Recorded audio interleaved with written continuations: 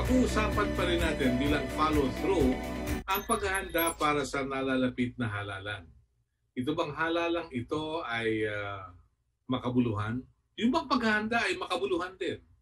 This is a follow-through of our earlier presentation last month. But to start the ball rolling, so to speak, kasama rin natin ngayong umaga, siyempre pa, si Ariel Zibildino. Mula po naman sa Philippine Press Institute. Ariel, please go ahead.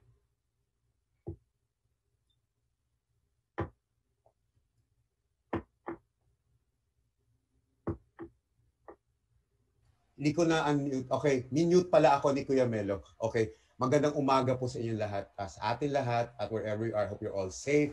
And shout out po sa lahat ng nanonood sa atin via FB live streaming. As Kuya Melo said, this is the last episode for the year, our year-ender, a part 2 of the first episode on the elections.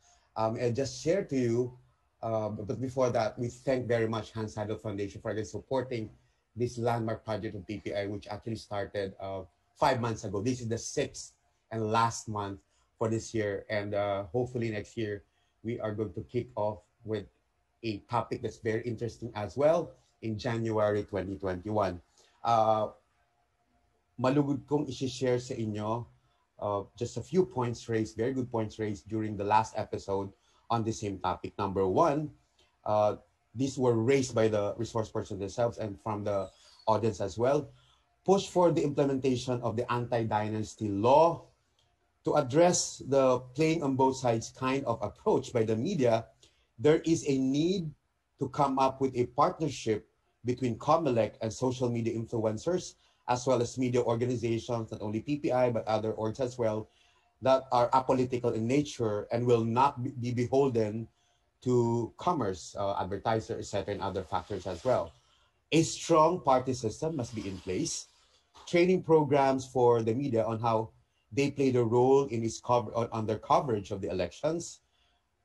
There's another point. In terms of voters' education, we need to focus on whom we voted for, the governance we received or deserved. Push for COMELEC's proposal on campaign finance reform, where individual candidates will have less reason to scrounge for money, possibly cutting down on corrupt practices, and at the same time, ensuring level the playing field for everyone. Make the electoral system more accessible. Second to the last point, measures must be done to control premature campaigning. And the last one, there is a need to come up with satellite registration to increase the number of registrants, because that came out na wala from Director Jimenez himself, who told us na talagang medyo mahinang turnout ng sa registration. So yun, we thank very much again all of you for attending this year-ender, and hopefully we are going to be excited again for this particular topic.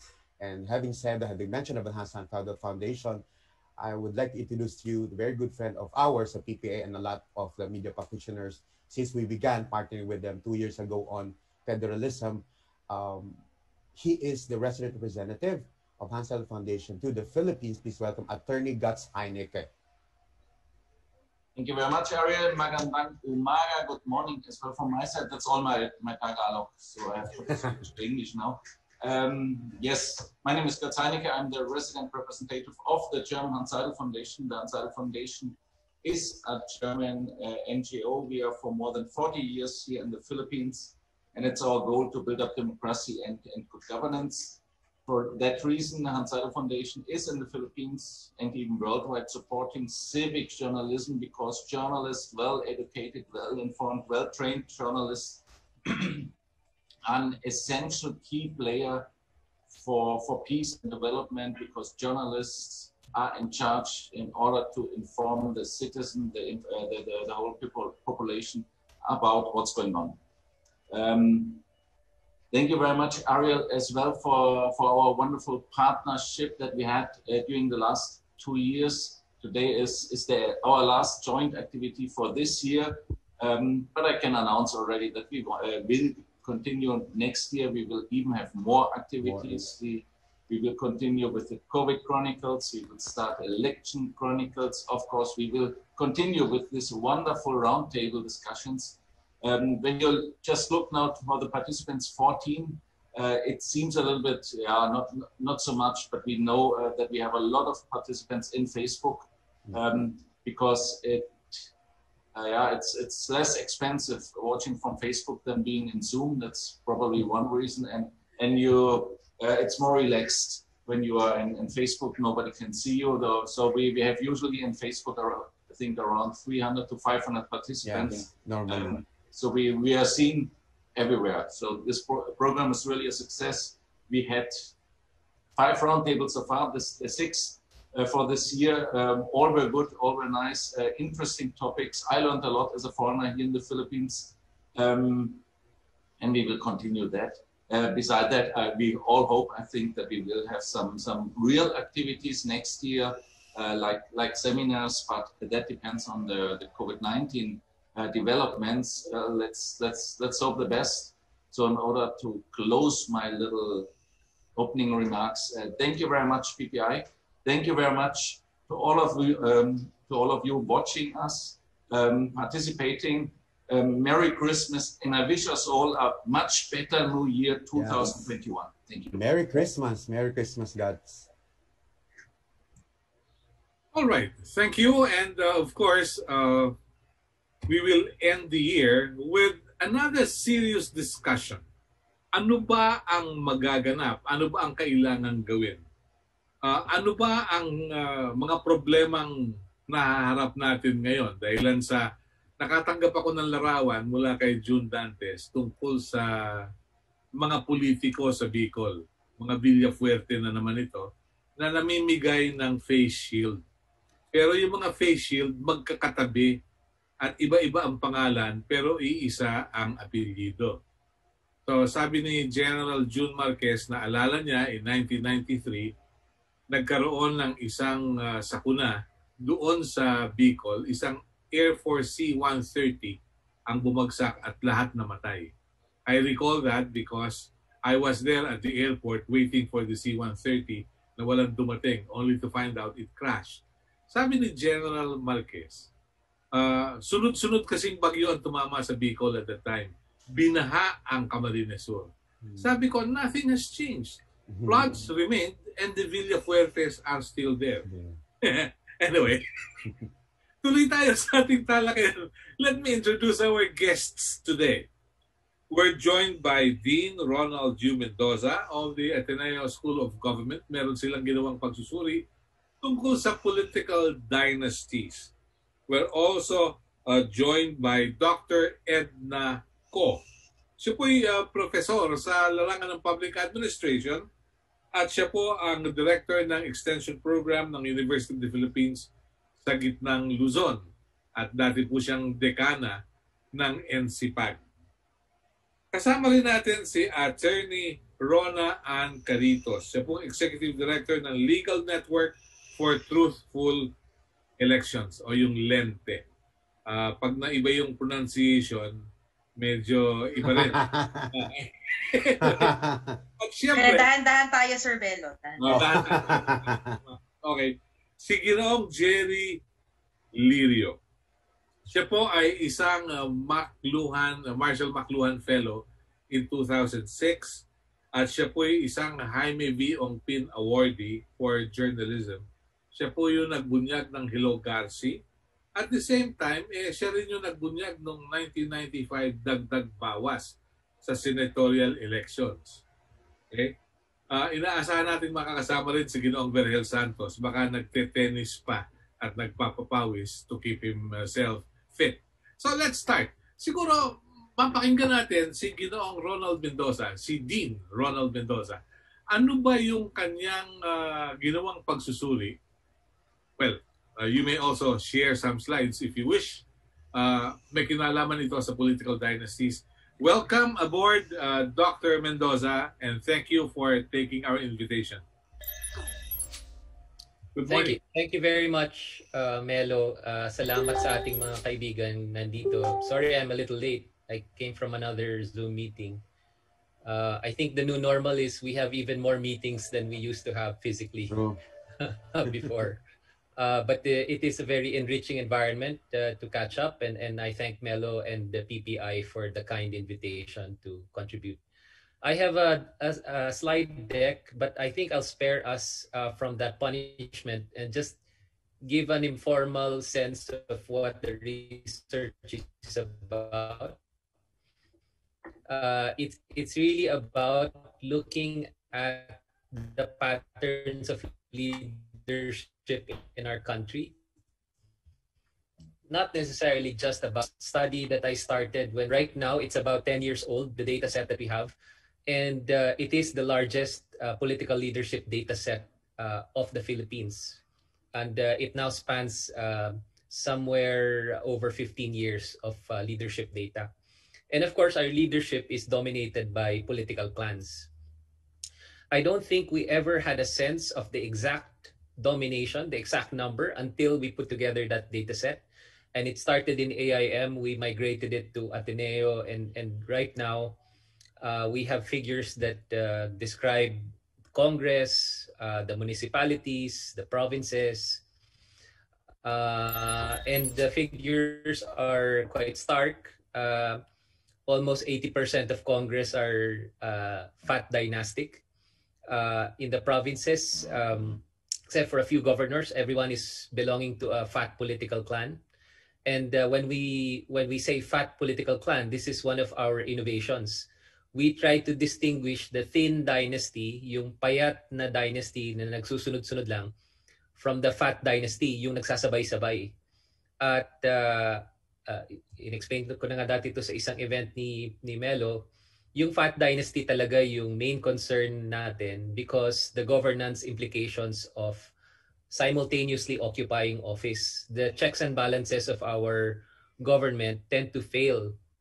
And you tend to have a concentration of power, not unlike under a martial law type situation where everything is concentrated to a particular political clan, right? So hindi nga siya nasa Malacanang. Ito nga yung comment nung isa nating kaibigan, si Alex Lacson. Sabi niya, we kicked out a dictator in 1986. We kicked out a dynasty in Malacanang in 1986, but we ended up with many dictatorships in the countryside. Dumami sila, lumago sila sa countryside. What is the implication? And I'll round up my contribution with these thoughts. With more dynasties, this is our study, you have greater underdevelopment as a result. And we showed this through an empirical analysis which we published in a peer-reviewed journal article na hindi lang siya correlation kasi sinasabi ng ibang dynasty, di naman namin kasalanan na maraming mahirap na gusto kaming iboto. As you have more and more dynasties, you have less and less development. That's number one. Number two, there is a tendency in our democracy right now. In fact, we've been calling it democracy. There's a lot of noise. There's an difficulty to push consistent reforms. There is a personalistic nature to public management and policy reform. Kung ano yung pakilasan ng pinuno, dun matutulak yung reforma. Instead of building solid reform advocacies that continue over time, based in political parties, we don't necessarily have this in the country. So every presidential election, we end up basically trying to guess what the policy reforms will be, what priorities will be, right? So hindi, our institutions and our processes do not necessarily allow us to sharpen our selection of these leaders because it's all very personality based. And the leadership and management, when they do occupy power, also becomes like this. And you add fuel to this fire, which is populism, and also the disinformation and fake news that characterizes, I think, the last decade. And you have even more noise in our democracy, which, again, we have been calling it a democracy. So I think these are the main concerns that we have and the study that we generated. Our hope is that by building coalitions and increasing citizens' participation in the political process, yan na nga yung mga reform na tinutulak ng mga grupo katulad nung kay Attorney Ona, yung Lente, NAMFREL is another one, PPCRV is another one. We hope that we contribute to voter education, but also we help sharpen our leadership selection, because otherwise, if we cannot hold our leaders accountable through these processes, founder in terms of governance and in terms of the type of political concentration that we see. I leave it at that. I know my colleagues in the panel probably have, including Dean Edna, will probably have additional things to say on these topics. Thank you. Yeah, thank you, Dr. Mendoza. We're joined by Vergel Santos. I'll be asking him a little bit later. Dr. Edna ko, ano po ang nakikita ninyo sa sitwasyon ngayon? How can there be efficient public administration when we are bound with political dynasties? Good morning. Good morning, Tito Mel. May I call you Tito Mel? And good morning, everyone, my colleagues in the panel, and thank you to Mr. Heineke for inviting, for supporting this roundtable discussion. I will always respect and I will agree with the points raised by Dean Ron Mendoza on the dynasty.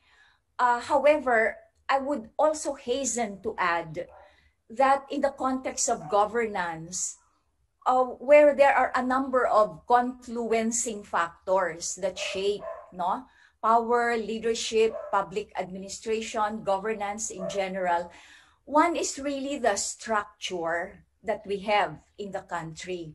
And the structure pertains to what does the Constitution say, what do the laws say, what do political suasions have to do with choosing leaders, and that's why we end up with dynastic politics and so on. But there is one thing that over the years and in my readings of political reforms, elections, and people's participation in elections, there is one angle that I think those who want to see reform in election and politics should put really citizens' consciousness, citizens' awareness in the choice of leaders. And I think we cannot leave it to the structural issue, we cannot leave it to the law, especially in the context of the Philippines. The lawmakers are strongly also influential and central to shaping the laws and the implementation of the laws in the bureaucracy. But what I wish to bring in is that, first of all, election is also a competition. It is an open field, no? Even if we put rules, we bind families by rules. At the end of the day, people have the choices, and we should not bind people's choices. I'm saying it's a competition, basically. And therefore, what is crucial is really how we influence, how we shape the decision of voters, how we shape and influence and make them realize that the choice is theirs and that their choice will determine the kind of future that people have. Because that's the nature of an election. It's a competition. It's an open field in a manner of speaking.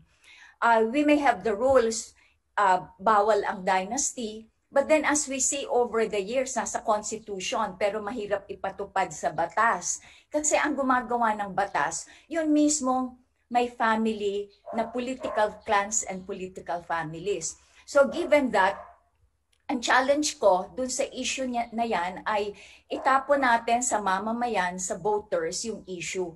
But that is easier said than done because we need to make citizens realize what kind of leadership is needed in the country. So kailangan education, information ng voters and leave the choices to them. After all, election is a competition. Pero hanggat hindi natatauhan ang ating mamamayan kung ano ang pinipili nila at ano ibig sabihin ng choices nila, we will have the kind of politics and the kind of governance that we have. So sa akin central, Tito Mel, yung gaano katindi, gaano kaseryoso na i-educate natin ang voters at nagkakaroon sila ng tamang pagtitimbang kung sino ang dapat iboto. Sa akin central yon. And even in the theory of governance, more and more participation of citizen is getting into the center table. We may have good structure, we may have good policies, pero takot ang bureaucracy people na ipatupad, so we're on a dead end. We have good bureaucrats, we have good rules, we have good structure, but if the people say, I'd like to cast my vote on candidate A, at the end of the day, that will mean the outcome of the election. So kailangan ilagay natin sa centerpiece ng isang electoral competition ang mamamayan. And this is where I strongly believe participation, information, tamang information ang nakakaabot sa ating kababayan. So sa akin, it doesn't go in conflict with the anti-dynasty advocacy, but I'm saying let's mind citizen decision, citizen participation. Very well. And there first. Yeah. Verhel, good morning and welcome. Nice to see you well. Yeah, thank you. Thank you. What are your thoughts about the coming elections, especially with the political dynasties when your choices are limited to almost the familiar family names? No, in my view, all this goes beyond dynasties. When you have masses of voters wallowing in poverty for generations, when you have a system which we call democracy, so easy to manipulate to serve the purposes of people self-absorbed with power, it's difficult to sort things out. When you have a criminally lopsided distribution of opportunities and resources, it's difficult. That's why, come to think of it, the institutions of democracy never had a chance to become established in this society, because this society, in the first place, was never made conducive to it, you know? Mm-hmm. When from the beginning you have lopsided distribution of wealth and opportunities, that this is what happens to you, a generation after generation after generation.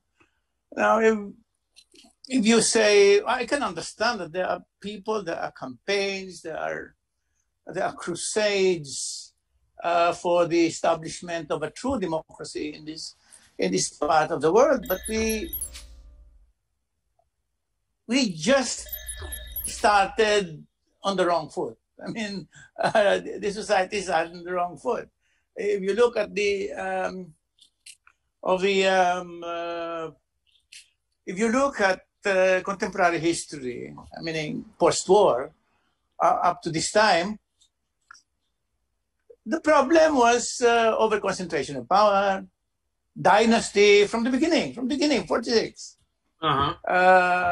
Dynasty, concentration of power, corruption.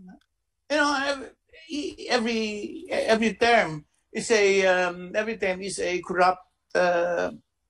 corrupt-ridden term. Mm-hmm. I mean, how do you and all these things take away from the prospect of evening things out in society? It's a problem. Of course, we have a geographical disadvantage that allows centralization of power and centralization of wealth and centralization of opportunities. Of course, we all say, once we have educated our masses of voters, how do you begin to educate masses of voters who have been preoccupied with trying to lift themselves from poverty for generations and generations.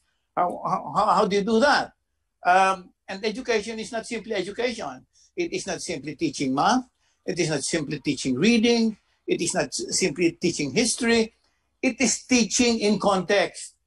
Teaching all these subjects, all these philosophies in the context of social life and it's part of the world. So it's not it's not so easy. I mean, in fact, the more I think of it, the more I'm humbled by the whole problem.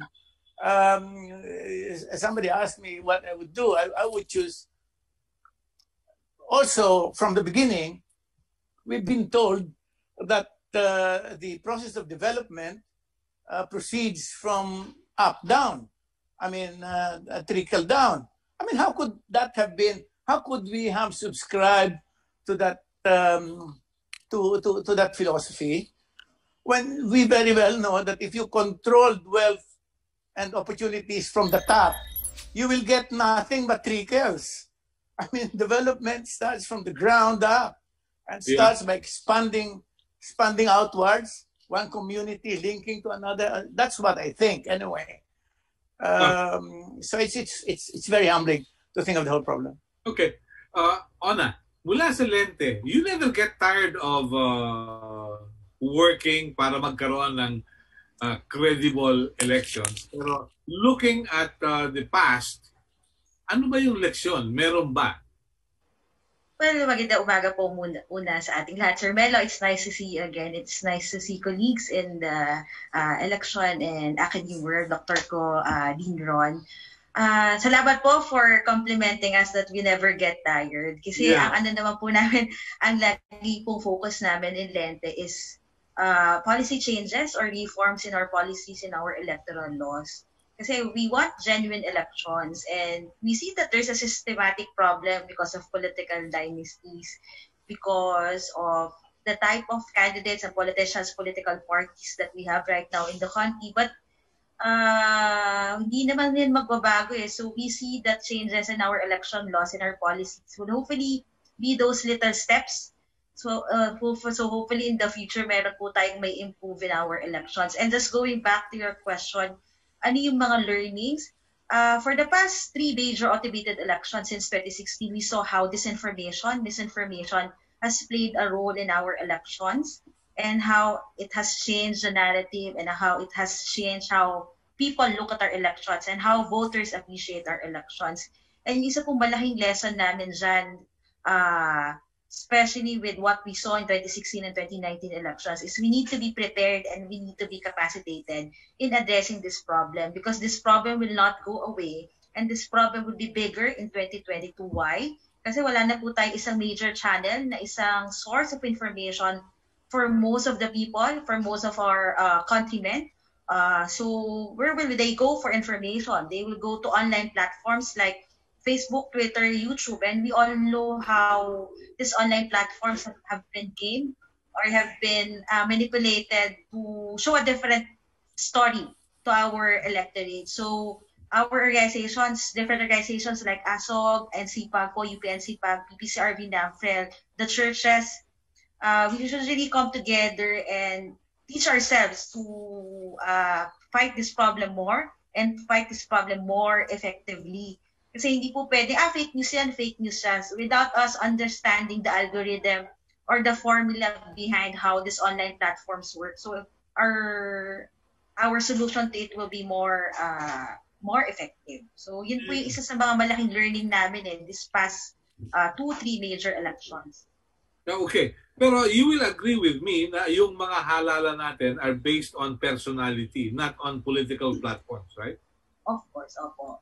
The lack of strong political parties is one of the reasons why we have personality-based politics and elections. And I do agree dun sa nagsalita po earlier when we started this program na that's one of the problems identified talaga and what we want from Congress. Unfortunately, we really have to understand how the congressional calendar works. As much as we would want changes in our election laws, hindi pwedeng ngayon lang yan pinag-uusapan.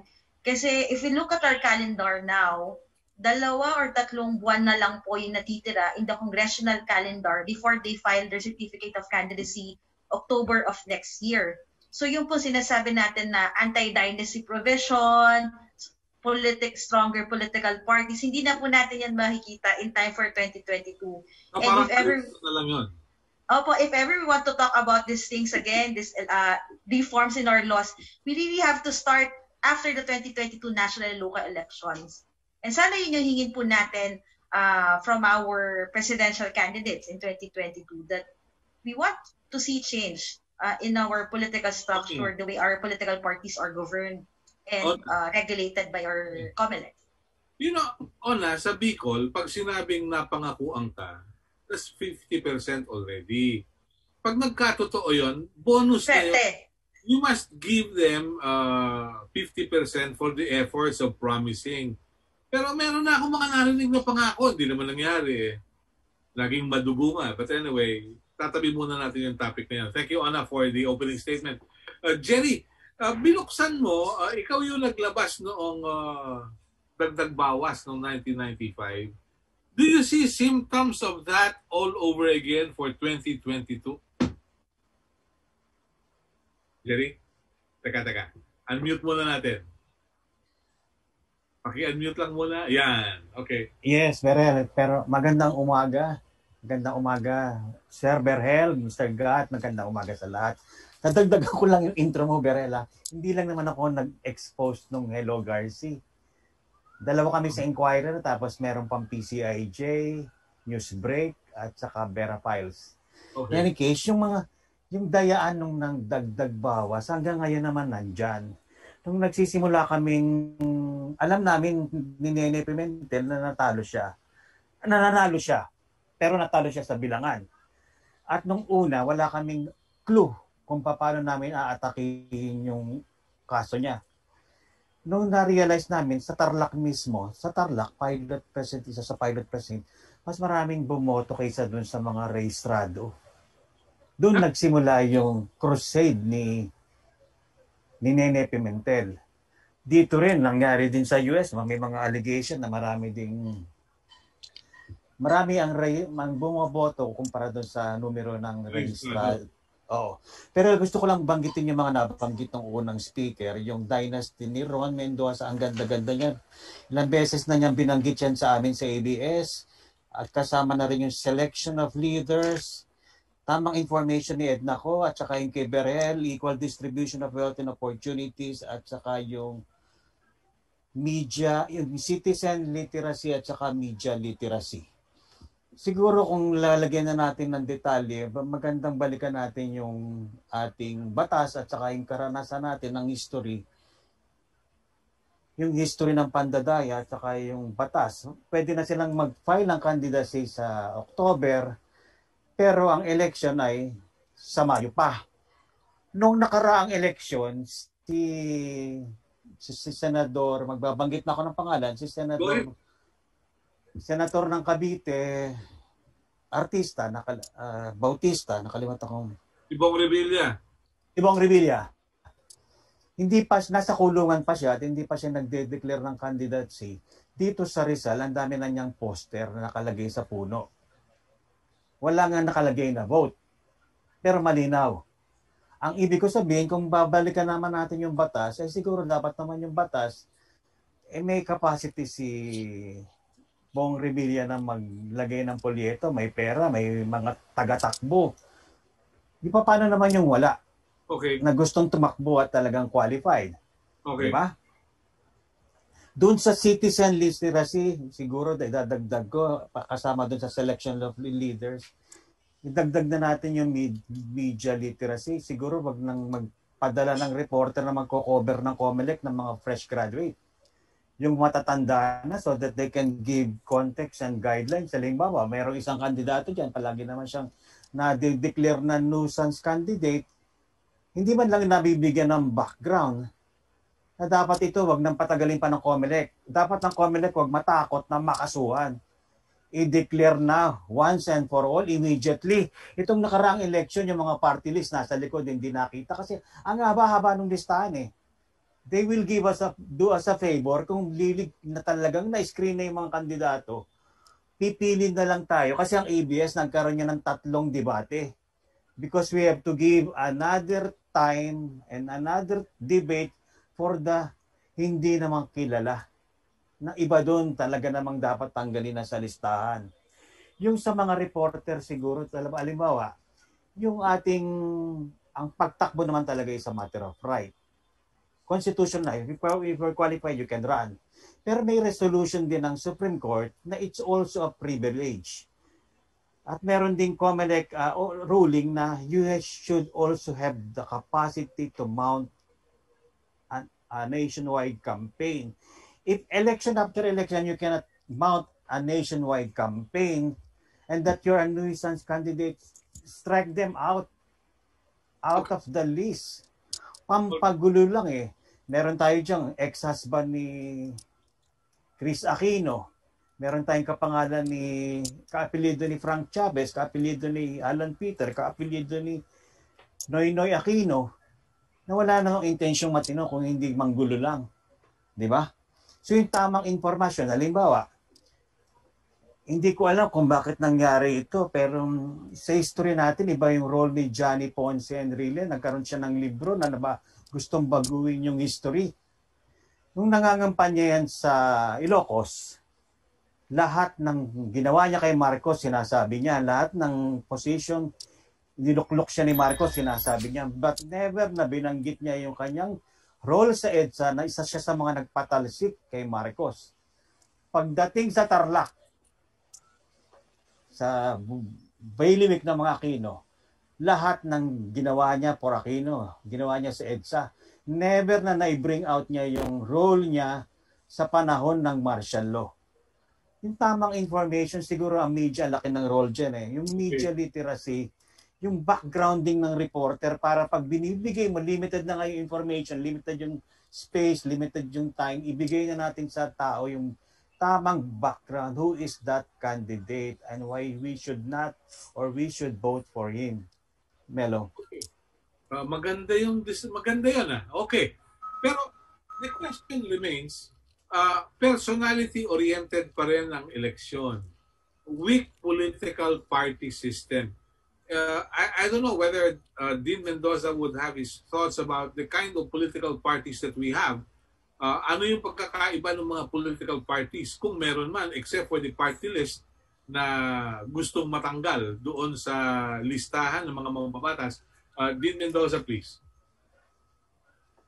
Uy, nawala si Dean. Yeah. Melo, pwede magdagdag. Yeah. Sige. Nawawala hindi lang personality, I think. It's patronage, politics. Kung meron akong kikitain sa'yo, may mapoprovecho ako, boto kita. Yun ang time set of Yun ang nangyayari, no? Dean Mendoza, please, your thoughts? Oops. Maybe it's... Sorry, Melo, I stepped out for a second. Can you repeat the question? Yeah. What about the political parties? Ano ba yung nakikita ninyo? May pagkakaiba yung ideology ng mga political parties? Because it appears that one can just shift from one party to the other as if nagpapalit lang ng pin ng Rotary to Lions Club to Kiwanis. Ano po ba ang inyong pananaw dito? Yeah, that's one of the main challenges, obviously. Ang situation natin ngayon, meron tayong over 25 deputy speakers and one supermajority party in our government. So clearly, there is no distinction on what kinds of reforms each group of politicians really push for. And it's sending, I think, very confusing signals to our voting population. Kung ano ba talaga, what do you really stand for, right? So I think part of the challenge also is to build serious political parties. And I know si Ona, si Edna, si Sen Nene, and many others advocated for continued political reforms, including a political party reform law that we almost signed actually in the last decade. Pero naudot lang siya Pero ito sana yung part of the building block. Okay. For a more stable and well-behaved democracy that we need. Kung meron sanang butterfly, yung palipat-lipat ng partido, tapos meron siguro dapat pondo, yung mga paling reforma nila. Tapos, maganda rin towards parties that share their values. Party or to Democratic Party or to Labour Party or to Green Party or Environmental Party. Doon ako pupunta bilang isang kabataan. Tapos matututo ako ng mga reforma nila, ng mga tinutulak nilang advocacy. Tapos, posible kung mahusay ako na bata, pwede rin akong maging mapili na pinuno one day ng partido na to.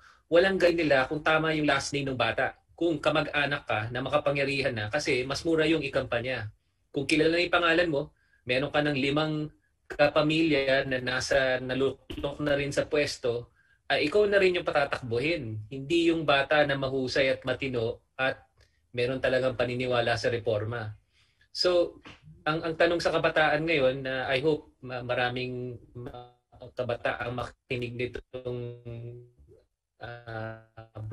broadcast mo. Gusto mo bang mabuhay sa isang bansa, name mo, kung kapamilya mo yung makapiliin yung mga pinuno dahil mas mahusay at matino sila. So yun yung ating reform advocacy. Okay.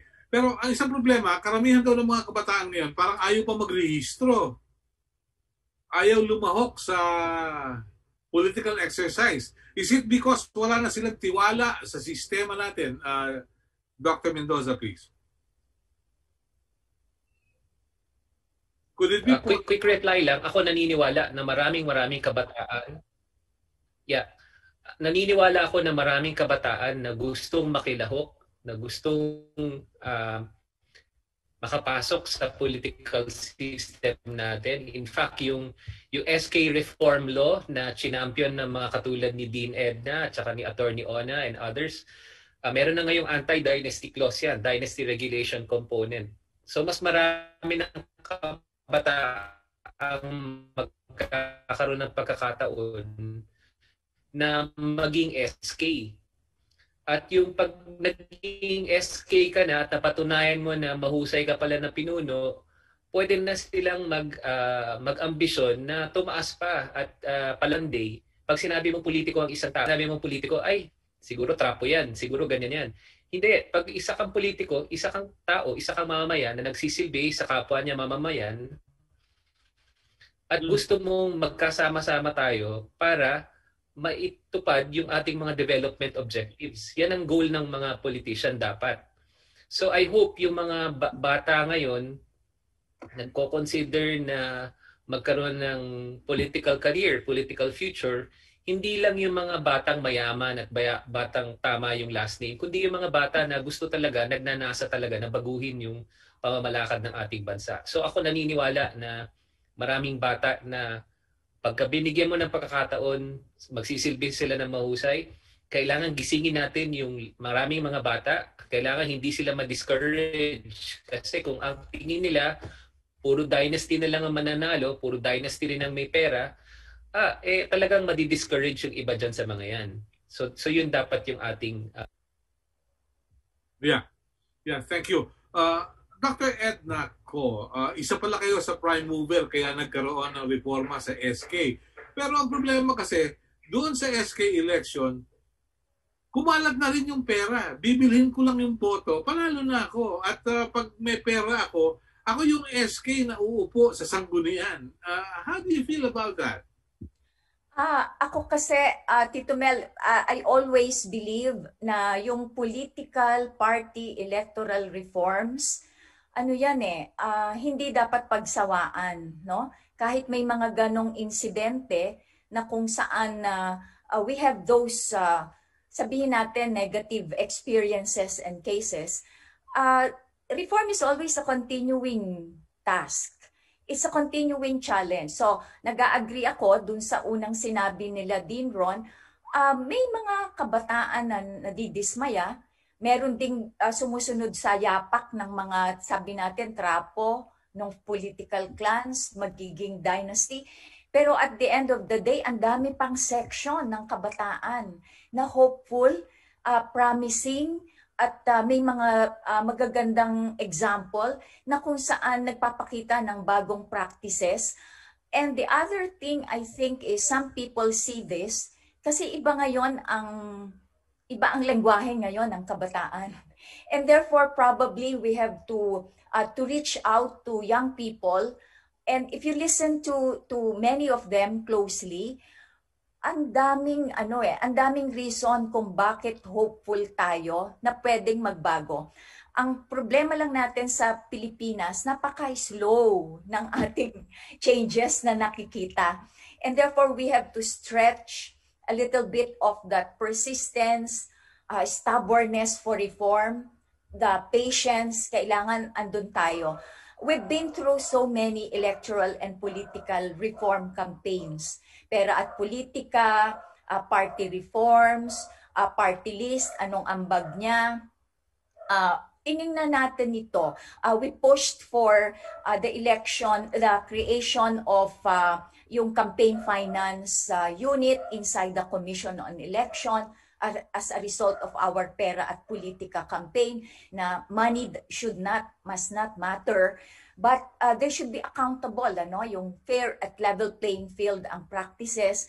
Lahat ito, ang hirap ng dinaanan ng katulad namin na nagtutulak ng ilang pagbabago, pero napakaliit ng mga changes na parang nakikita natin. But nevertheless, unless we are dead, we continue to pursue this reform. So, sa akin, I don't give up, and we continue to contaminate the young people by saying, go on, challenge that setup.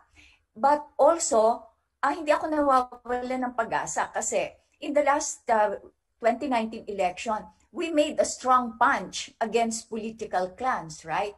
We can identify local government units na tumaob yung ilang clan at may panibagong leadership na nabuo. For example, Pasig, napaka-ambisyosong leader, nasa right direction, nakikita natin, and people are watching him closely.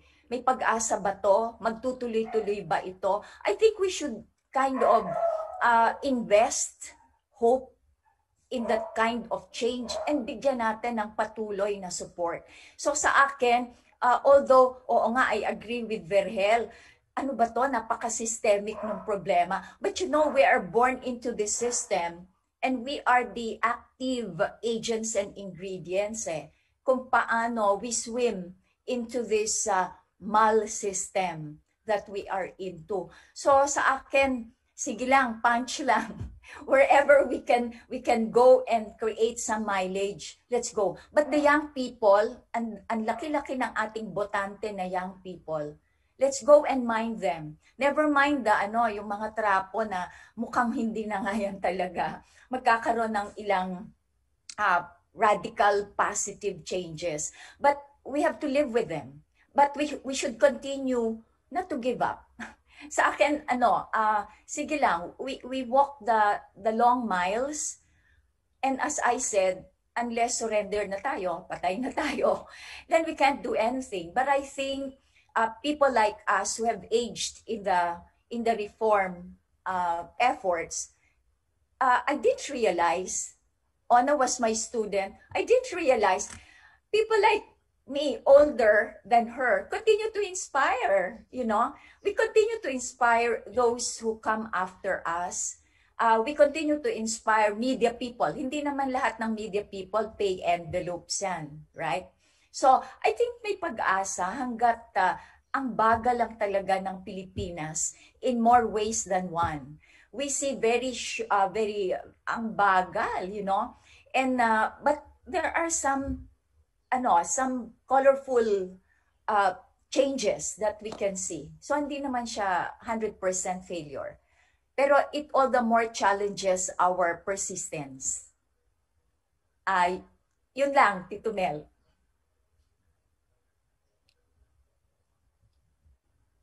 Sir Mel, unmute. Unmute.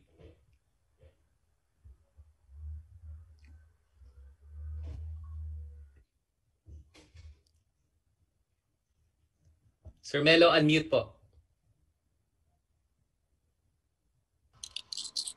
Yeah. Berhel, I was asking, you've seen difference between them, among them, dahilan sa mukhang maraming mga sa ROI, sa return on investment. Then we've seen pay mga mukha na kung saan-saan sa Pilipinas and will make you think, teka muna, magkano gastos nito mga taong ito? Berel. Sinasabi ba, eleksyon? Magkano kikitain after that? Election talaga, business yan eh. No? Pagka ikaw, nag-invest ka ng ganun kalaki sa eleksyon, ang reasonable suspicion, may kikitain kang mas malaki ron. Ngayon yung sinasabi ni Edna, ako, alam mo, yung sinasabi ni Edna na she hinted at focusing campaigns for reform on local struggles. Ako nakikita ko rin yun eh. I see more hope in local reforms, leadership reforms. Nakikita ko rin yun. Kukunti nga lang, ano? Pero ako naniniwala ako, yung reform, the credibility of any campaign for reform could only gain from learned lessons. Yung kampanya mo for reform, hindi magtutuloy yan kung ang lahat ng leksyon na nang nakaraan hindi mo natutuhan. The most spectacular lesson, hindi natin natutuhan eh. Di ba? Yung sabi kay Garci, hello Garci, the most spectacular lesson about cheating in elections. Hindi natin natutuhan. It was caught on tape. The president herself said sorry, suggesting, admitting the wrongdoing. And you know what happened there, Melo? Our present national security advisor was sent to the south to enforce the bidding of this president. So he uprooted the entire contingent of the military there to enforce the bidding of the cheating president. Wala tayong natutuhan, Melo, hanggang ngayon eh. Can you imagine kung that particular case was dealt by law? Malaking matutuhan natin. Ang sa akin karamihan kasi, hindi natutuhan yung leksyon. That's why we elected Erap Estrada twice. That's why we have Duterte today. Unlearned lessons yan eh. Ang para sa akin talaga yung campaign for reform will not gain substantially, kaya mabagal eh. Sabi nga ni Edna, mabagal eh. Kasi hindi natin natutuhan yung leksyon ng nakaraan. No? Pagka ganun tayo ng ganun, wala talagang mangyayari. Ngayon ganito na naman eh. Can you imagine this late in the national campaign for electoral reform? Hinalal pa natin si Duterte. How can you explain that? That by itself is proof of our inability to learn the lessons of history. Yun ang problema natin. But also, wala tayong magawa nga. Sabi niya, forced to good tayo eh. Kaya ilalaban mo lang ng ilalaban. Ang sa akin naman, kung ilalaban mo rin lang, mamili ka ng battleground. Kasi pagka ang tingin mo, ilalabanan mo na lang lahat, talagang hindi naman po pwede. Ano? So let's have some, let's win some battles. I think ganun talaga ang mangyayari sa atin eh, no? Pero yung reform, credibility ng reform, wala yan. Walang maniniwala dyan pagka yung lahat ng mahihirap, election after election after election, notwithstanding all this promises, generation after generation after generation, these masses of the poor are unable to even feel a certain lift from iniquities and poverty. Hanggat wala yan eh. Okay. So kailangan maramdaman nila yan. All right. I'd like to pose this question to everyone, pero si Dean Mendoza will have to leave at 10 o'clock. Siguro, una ka munang sumagot, Dean Mendoza. Ang tanong mula sa kasama kong nasa FOCAP sa Kyoto, si Alden Monzon, what are your thoughts on the prospect of the Philippines adopting a mail-in ballot system to adapt to the current pandemic? Many are questioning the validity of the elections in the U.S.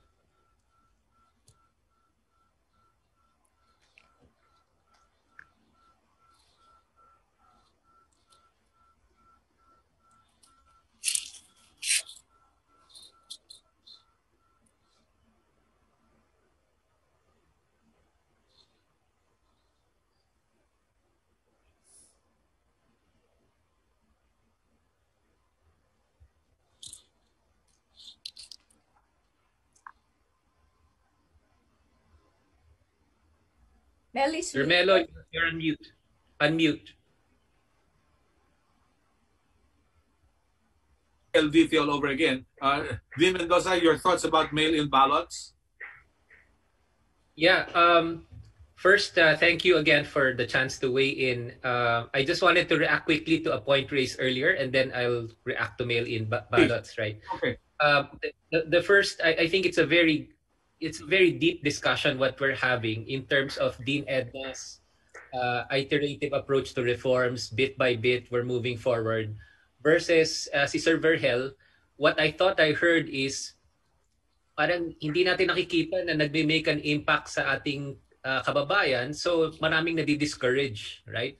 And there's a lot of literature right now na kaya nga nagkaka-populism ang mga bansa kasi hindi nila nakikita na substantive enough yung pag-unlad at naiiwan yung ibang mga grupo. Pag nangyari yan, tutulak sila para sa isang tao na hindi necessarily establishment para baguhin niya yung sistema. And I think from a reform perspective, it's the difference between a big bang reform and a 3 steps forward, 2 steps backward type of approach to reform, right? So ang tanong ngayon sa atin, nakukumbinsi pa ba yung ating mga kababayan sa 3 steps forward, 2 steps backward, right? O naiinip na sila. Palagay ko yan yung temperature check na kailangan nating malaman pag kinausap natin ang mga kababayan natin. And ang naging sagot, at least in a few previous elections, is it seems, at least according to this interpretation of history, not just in the Philippines but in other countries, naiinip yung maraming mga tao na napag-iwanan, including ng globalization, right? So yung populists, umaangat sila dahil nga hindi sila nakasama yung mga population. Sumusuporta ngayon sila sa mga katulad ni Donald Trump. Sumusuporta ngayon sila sa katulad ni Bolsonaro. Sumusuporta sila sa katulad ni President Duterte, right? At si President Duterte naman, nakita niya yung advocacy ni Sen Nene, yung federalism, medyo may pagka-big bang type of reform naman yon, right? Babaguhin yung constitution, babaguhin yung structures natin. Dean Edna talked about our structures which are not necessarily conducive to better policy making and faster progress, right? So I think there's no answer to that right now. I think we're going to have to answer it again in 2022 from an individual voter level. Okay ba sa'yo yung unti-unting reforma, building institutions bit by bit, or do you want to go on a complete overhaul of the democracy? I think that could be one of the ways that we could frame the present discourse. So I go back to your question of one of your colleagues in FOCAP. What are the prospects for mail-in ballots? I think there's a lot of good work being done now, including by groups like Lente and NAMFREL, to advance our understanding of what needs to be done to prepare for the 2022 elections. I think klaro na hindi aabot yung vaccines sa vast majority of Filipinos by the time we hold our elections in May of 2022.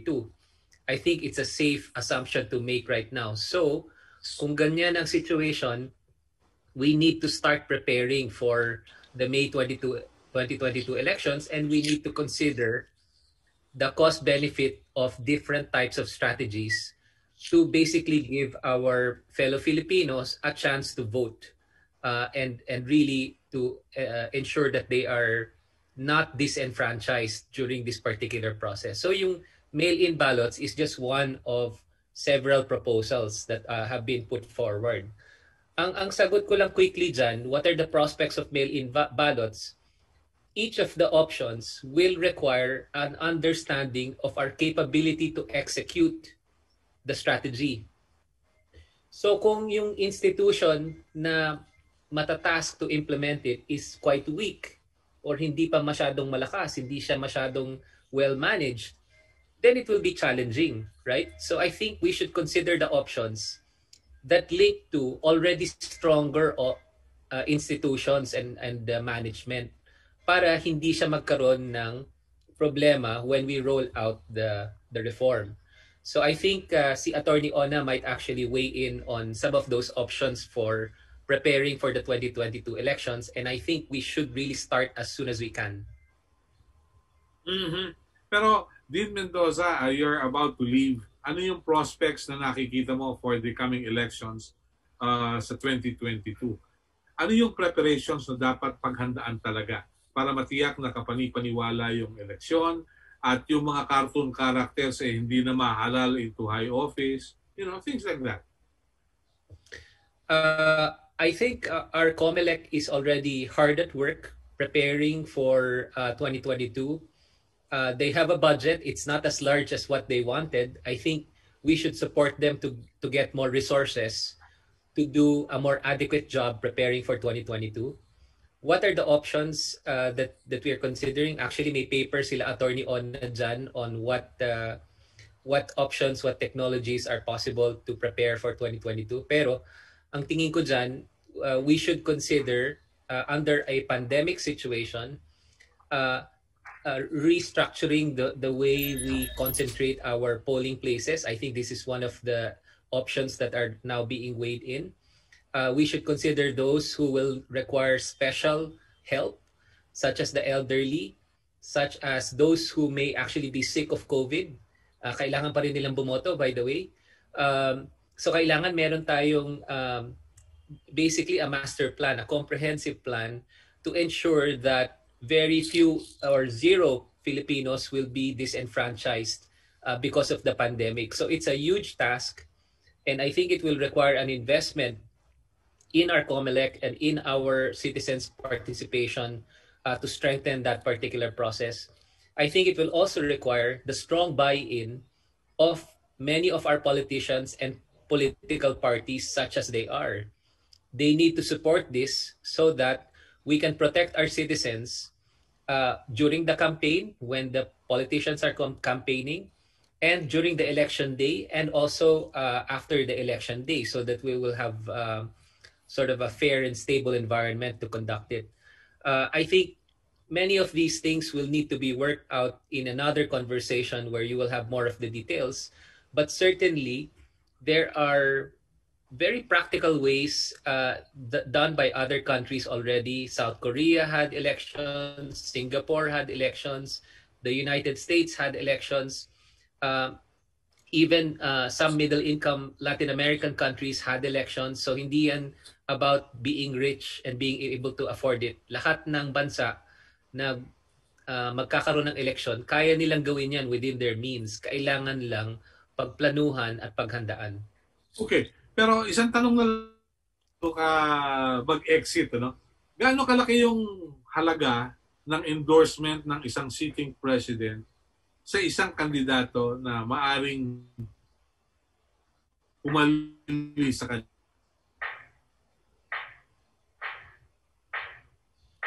That's the question. I think each sitting president has tried to make the endorsement matter since I think since the dictator at least.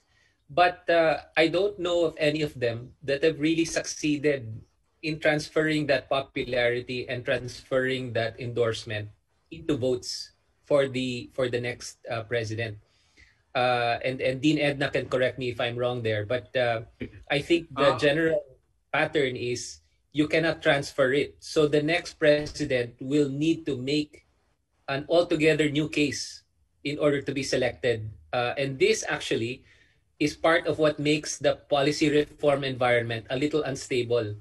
Kasi hindi mo ma-continue yung inumpisahan nung una. On the other hand, that is what you can say for a good president. For a bad president, I think it's also a blessing kasi you are ensured na madi-discontinue yung mga masamang ginagawa niya because of the new leader. So it's sort of a blessing and a curse if you ask me. Okay. Yung susceptibility ng may nakita mo? Susceptibility ng mail-in ballots to fraud? Will it be susceptible considering our setup in the Philippines? Sir Melo, are you still asking me? Yes. Patanong mo lang kasi. I defer to Attorney Ona. I think she's more of an expert there on that particular question. My sense is that what we need to work for is a very credible election because the 2022 elections will be very, very critical. There are a lot of accountability issues that we need to consider for this particular election. There are a lot of questions on the democracy and how we understand it and where we want to take it as a country. In terms of our defense partnerships, in terms of our commitment to sustainability, in terms of our commitment to anti-corruption, maraming kailangang pag-isipan kung itutuloy ba natin itong nangyari in the past 5 years or babaguhin ba ulit natin at sa anong paraan natin kailangang i-improve if we need to improve.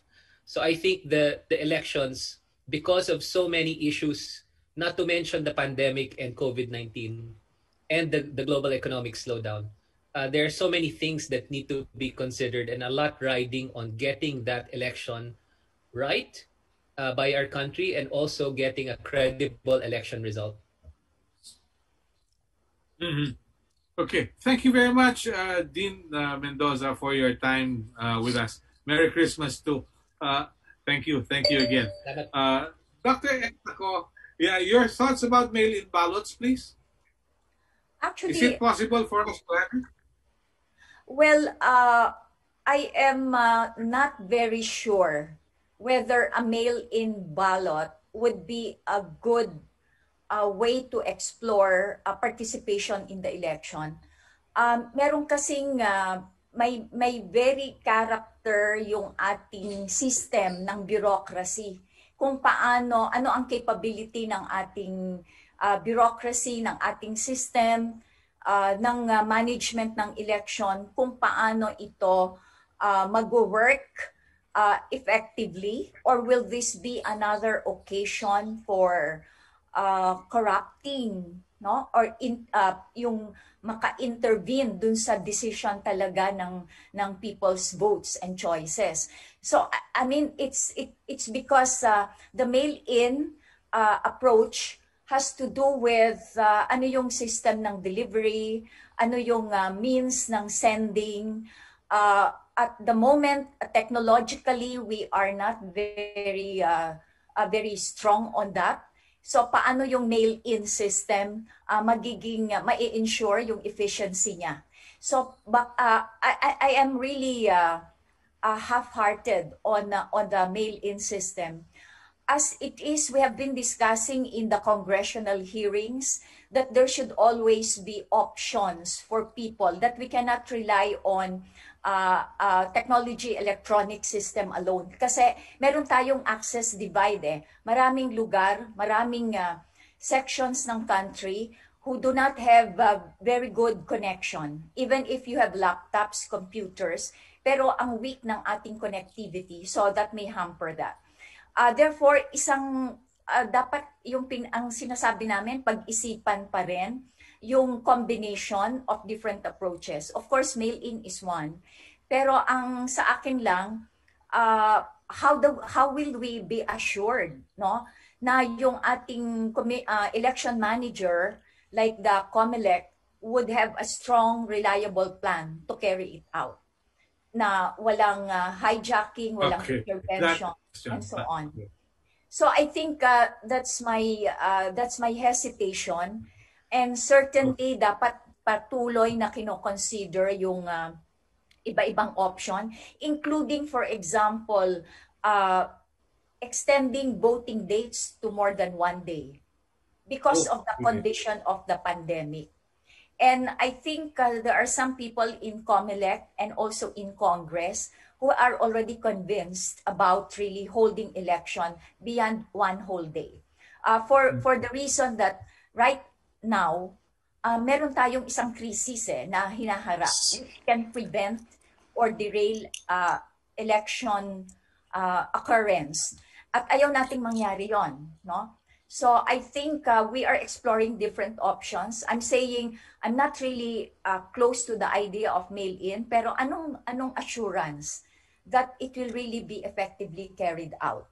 We have to do some planning, and we have to do some siguro testing, and I don't know. It has to be really considered seriously. The use of other places as polling station, as registration stations, lalo ngayon ang daming gymnasium, university facilities na unused.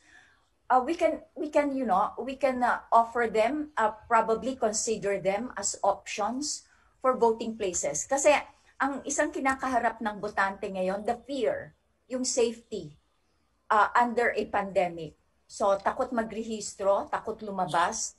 Pero dapat kasi meron kang magandang options that will really offer that. Yeah. Thank you. Verhel, your thoughts, please? Alam mo, my greater fear is something else. Ano It's kaya that, no? Well, if you hold an election in a militarized bureaucracy, when you hold an election with an anti-terrorism law hanging above the heads of everybody, when you hold an election in an environment where anyone who disagrees with this government may be labeled red, that's our trouble. Hindi yung system eh. Ang problema is the fear that is struck among the electorate by this government, which should continue. Ang tingin ko kasi, Melo, plano ito eh. Militarize yung bureaucracy mo. Ang nagpapatakbo sa'yo ay mga general o dating general. Ang yung armed forces and police beholden doon sa presidente mo na may sariling agenda. Anong agenda niya? Dahil hindi siya po pwedeng tumakbo uli, kailangan yung successor niya kanya. Kung hindi, maaaring masabit siya sa mga krimen na nangyari sa rehimen niya. Tapos meron kang anti-terrorism law. A law that is unable to define the very crime that it punishes. In fact, defined so abstractly that anyone even slightly suspected could be picked up under that law. Pagkatapos lahat ng anyone who stands to the left of this regime is labeled communist. Iyon ang aking kinatatakutan, Melo. Hindi yung mga technicalities that I would suppose kung talagang aayusin mo, pwede mo namang ayusin. Ito ang kinatatakot ko. Paano ka magkakaroon ng, how can you have free elections in this climate of fear? Iyon ang akin eh. So, actually, para sa akin, mas malaking problema yun ngayon kasi nakikita mo na eh. Bakit ba nag-umpisa ito ngayon? No? Bakit late in the term of this president, all these things are happening? So, meaning it's reasonable enough to suspect that the idea is to strike fear among the electorate so that this militarized central government can do as it pleases. Yun ang kinatatakot ko. Melo. Okay. Thank you, Berhel. Attorney Ona, you're a lawyer. Meron pa bang paggalang sa batas na nagaganap ngayon? Sa ngayon, sir, the rule of law is under attack. That's a statement that I could make right now. But a lot of lawyers still in the legal profession, a lot of us are still following and are still advocating for that. But unfortunately, this past few years, it has been under attack, and madami pa naman po fighting for it, for rule of law, and kailangan lang tuloy-tuloy yung paglaban at pag-stand for it. Kasi that's our profession eh. That's what our profession stands for. And if we don't fight for it, then the whole profession will just be reduced to nothing. Sir, gusto ko lang sagutin yung sa mail-in But voting. you've seen... Yes, please. Yung sa mail-in voting kasi legally under our election laws, it's not allowed in the Philippines, but it is allowed for our overseas voters. That's one of the modes for our overseas voters. But going by the experience of our overseas voters, isa sa laging problema sa mail-in voting, yung papalit-palit na address ng mga botante natin, mga overseas voters. So yung mga embassies natin, they send out the ballot packets to the addresses of our overseas voters. Malaking percentage bumabalik sa embassy because of maling address or wala na si voter dun sa pinadalhan na address ni embassy. And if that will be applied in the Philippines also, at marami rin naman tayong mga kababayan, especially those who don't have permanent homes or who are just resting or who are migrants sa papalit-palit na address, baka yun yung magiging problem natin for mail-in voting. Aside dun sa infrastructure in place natin, as much as we would like to believe that in the infrastructure of our mail, right now, hindi pa siya ganun kaganda and hindi pa siya ganun in place. And if ever we'll be resorting to mail-in voting, that should be fixed first, our mail system. In the Supreme Court, it's already allowed na you file petitions, you file cases using private couriers.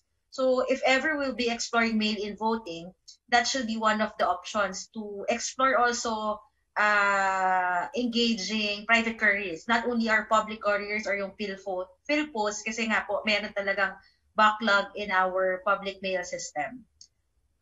So yun. Just to yun sa points sa kabataan, I also believe that we should not give up hope. Going by what Dr. Ko said, my former teacher in Pasay in Ateneo, slow and steady wins the race.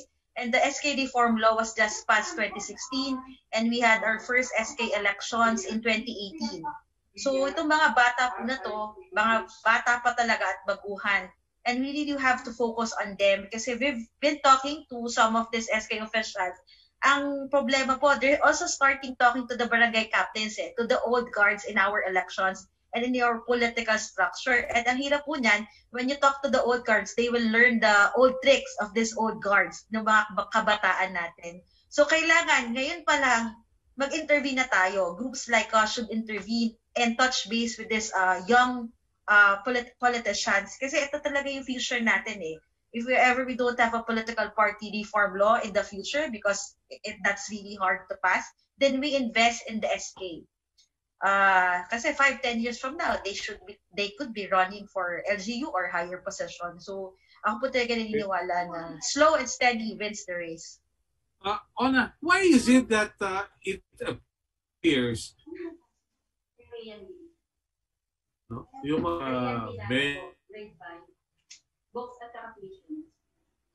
may reform orientation sila pero mangilan-ngilan lang sila dahilan sa yung mga traditional politicians pa rin ang napupwesto. What's your brief answer to that? Ako lagi ko sinasabi, sir, we should give the SK a chance because it has just been implemented. 2 taon pa lang po, halos 2 taon pa lang tumatakbo yung SK. And yung thinking po na it could be run or it could be dominated or controlled by traditional politicians. Hopefully, with the anti-dynasty provision in place with the SK reform law, mas magkakaroon po ng space or opportunities for young bloods or those not affiliated to the traditional families or political dynasties to have to run in our elections and to be part of our government. Okay. Jenny, anong pananaw mo sa mail-in votes? Pwede ba yon sa Pilipinas, sa setup ngayon? Pwede naman. Kaya lang meron din akong napakalaking reservation dyan. Pero bago yan, gusto ko muna mag-comment doon sa sinabi ni Sir Berhel. I agree with Berhel. And if that climate of fear persists until next year, by silencing or arresting the very people who want to challenge this climate of fear or this administration, that 91% of popularity, which so many people have said was a result of this climate of fear, we have to fear the next election. Doon sa mail system of napaka-vulnerable ng Pilipinas pag ganyan. Napaka-vulnerable. Yung resulta lang sa overseas, participation and accuracy, at saka yung smuggling. Pero kung sakaling mapupunta tayo doon, kailangan ng talagang malaking preparation, assuming may budget. Dapat yung master list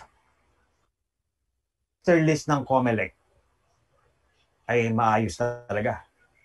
Tapos yung COMELEC sa regional and local LGU offices dapat malakas din dahil sila mag-i-implement. Hindi, I would prefer that we do not only extend the voting days, but we also expand the coverage of the advanced voting and should be presided, administered by, not by the police or the military, but by strong COMELEC people, independent of influence sa local. I hope. Pero napaka-vulnerable natin dyan. Berhel, balikan ko yung climate of fear. Ano yung nakikita mo?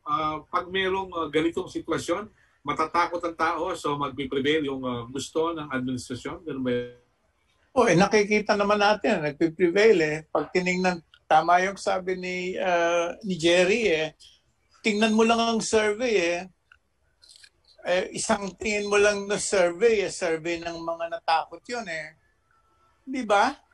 Saan ka maniniwala ka ba na mahigit sa 9 sa 10 Pilipino gusto ang nangyayari sa bayan? Sige nga, reasonable ba yon? So takot lang yon. Bakit? Yung mismong survey, pag ginawa mo, marami nakakaalam kung ano yung survey, sino ang sinasurvey, sino ang mga kalahok dyan. So, siyempre matatakot. Lalo na eleksyon. Ang eleksyon that point by Jerry, na kung sino pa yung pumuprotesta sa mga kaganapan ngayon, yung pa ang tatakutin. Paano na ngayon makakakampanya yon against the ruling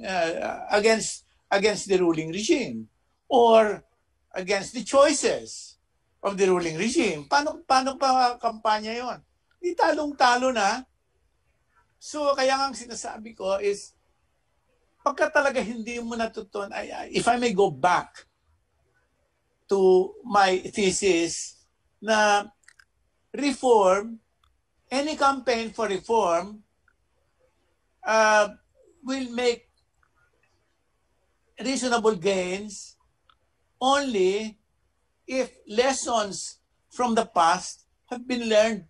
Pag hindi, wala talagang mangyayari election lang tayo ng election Ang klase ng demokrasya natin kasi, Melo, is so easy to manipulate. Kasi mahaba na ang practice ng mga dynastic and gang leaders gang political leaders They've had so much practice that they could napakagaling na nila So, madaling manipulate yung sistema. Yan ang problema. Kaya kung ako tatanungin mo, if you ask me, mamili ako talaga ng the battles to fight eh. Ano? Kasi yung malaki, at saka yung pagka lumabang ka rin sa malaki, napakalaki ng battleground. Isa dyan sa malaking battleground is cyberspace. Yung mga yun, talong-talo ka sa cyberspace yung mga yun eh. Puro bayad yun eh. They have, not only do they have their own armed forces, they have their troll forces too. Kaya mahirap labanan. Okay. So parang sinasabi natin, tagilid ang darating na halalan kung magpapatuloy ang ganitong sistema. Siyempre. Talagang tagilid. Tapos yung pandemic pa, this pandemic plays so well into the flats of the current regime eh. So isa pa yun eh, na swertihan talaga eh. Kung gagawin natin. Pero sabi nga niyan, hindi pwedeng hindi mo labanan. All right. To close our discussions today, Professor Edna, ano yung Christmas wish mo go on until 2022? Sabay ka na, diretso eh.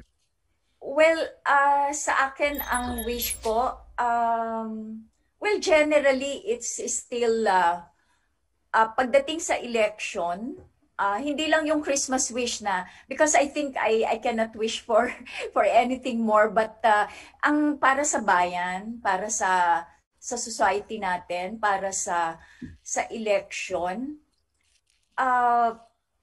sana ang kababayan natin mas magkaroon pa ng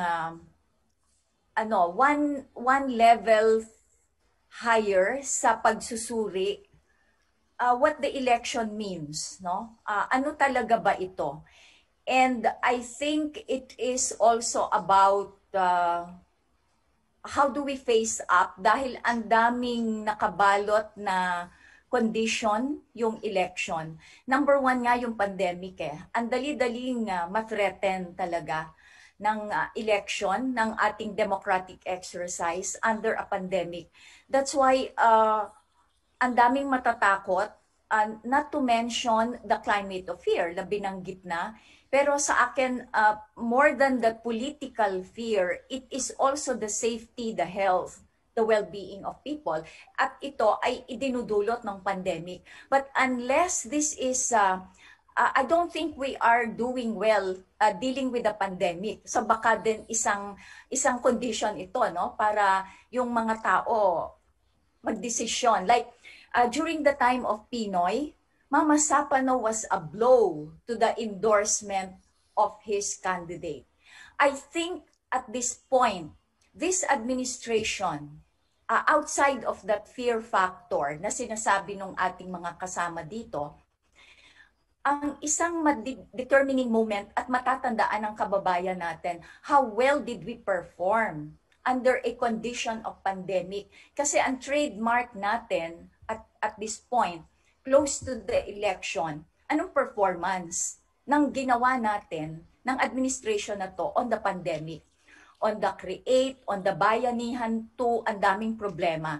On securing safety of yung health workers, yung bayad sa health workers, yung ang dami. And I think this will be shaping also the kind of decision that people will carry through. No? Do we want an unresolved case and problem na hinaharap kagaya ng pandemic? What happened to the big budget na hindi gumagalaw, na para sa health facilities, para sa payments sa health workers? Lahat ito nasa talking point lagi. Pero I think may impact itong pandemic na dadalhin ng mga tao hanggang dun sa point. Ito yung something that they will remember and associate with the administration. Andun yung fear, andun yung intervention ng trolls, pero parang tinatanggap sadly, tinatanggap ng tao, pero itong safety nila under a pandemic, they will carry this. So I would think it is better that the administration does not endorse its candidate, because it may even it may even do harm for that endorsement than good if you don't do well on this crisis. Thank you. Thank you. Ona from Lente. Yes, Ona? Ako, sir, ang wish ko is for organizations and individuals who will take part in the 2022 national elections to do something different. Kasi pare-parehas na po lagi yung ginagawa ng mga grupo at ng mga individual. Voters education, voter registration drive. But I think it's high time, and we're all in agreement that 2022 is a very important election in our country, and we have to do something different to make that election to make that elections more meaningful for us. Mm-hmm. Thank you, sir. Yeah. Okay.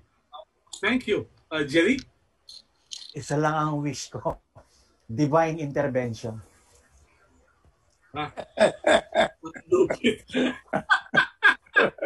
Okay. Pero may wish ako para sa'yo. Makabalik ka sa mainstream at makapagtrabaho ng mas maganda at mas maayos. Berhel? Desperate yung kay Jerry, ah. Oh? Desperate talaga yung kay Jerry. I am inclined to share his desperation. Anyway, what we will require to be able to somehow get out of this situation is an understanding of where we are today. Grabe, Melo, kung nasaan tayo ngayon, no? We are in a rut politically and economically. No?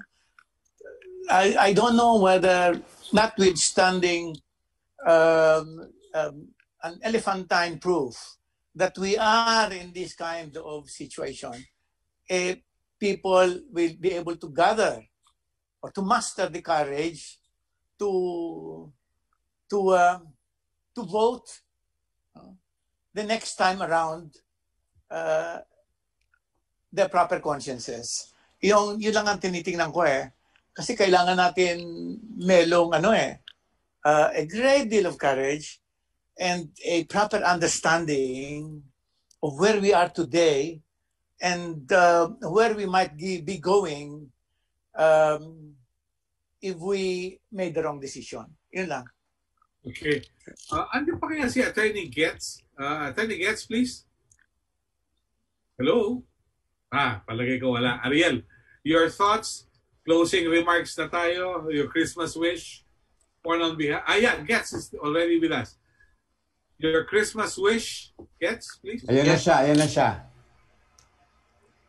Your Christmas wish. Attorney Guts, are you there? Okay. I'm here. Yeah, okay. I'm still here, but it was the whole time Tagalog. So, was not sure if it's me. My Christmas wish, I think everybody have got the same Christmas wish, that it will be a much better year 2021, that we can meet in person, that we can chat, we can have a good time together. And from my side, for this activity today, of course, I didn't understand much, but some words I can hear the whole time. And I'm here in the Philippines now for 5 years. And honestly, as a German, there's one thing that I don't understand. This is these famous political dynasties.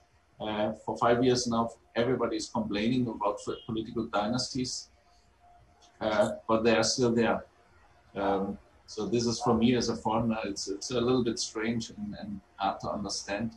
But I will continue to give my best to understand it maybe one day. Having said that, yes, thank you very much, PPI. Thank you very much to everyone. I wish you all a Merry Christmas, and let's hope that next year Christmas we can all be together and have a big party. Thank you. Thank you. Ariel? Perfect.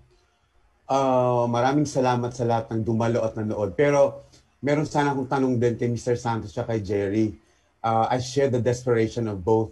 Pero ano po ang kailangan, Mr. Santos, sir, and Jerry, ano ang kailangan gawin ng media practitioners, ng journalists at this point? It's going to be a huge challenge for all of us, but more so sa part ng mga journalists and media practitioners? Pagka ang media Yeah, okay. Gabriel. Sige, Jerry. Ako yung sa newsroom, siguro yung magpapadala tayo ng mga taong nagko-cover ng COMELEC at saka ng political parties this early, this should have begun long ago.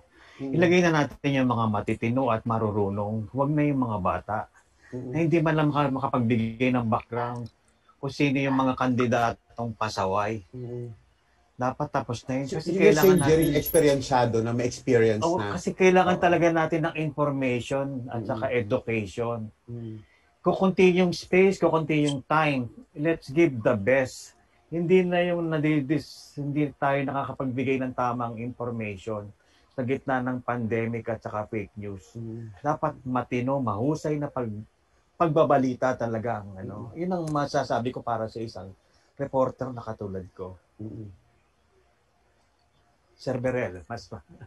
Yes, If journalists today at this stage don't yet know what to do, they should get out of the profession. They should understand that what we have today is not simply a health pandemic. Yes. The health pandemic is a simple, inopportune occasion. What we have today is a socio-political pandemic. We've been having that for a long time. And if journalists still don't know what to do in the face of that pandemic, I don't know what hope yet we can have. Yeah. Okay. Well,